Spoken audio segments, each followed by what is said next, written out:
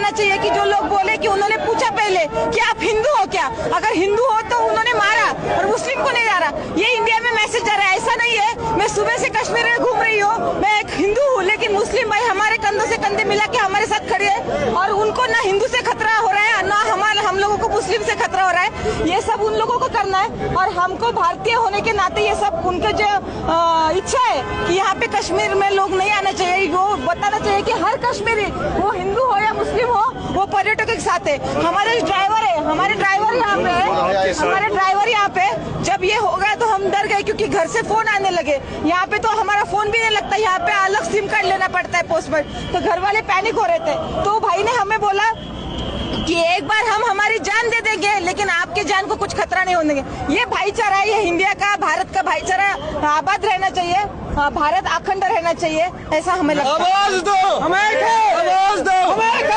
भाई को कोई जात धर्म नहीं रहता और पर्यटकों को भी कोई जात धर्म नहीं रहता। ये हम लोगों को बाहर जाना था घूमने के लिए फॉरेन, लेकिन हमारा पासपोर्ट नहीं निकला करके हम भारत में आए। तो ऐसा है कि यहाँ पे मुझे ऐसा नहीं दिख रहा है धर्म में कुछ है, सब मानवता मानुष के साथ है, मानवता के साथ है।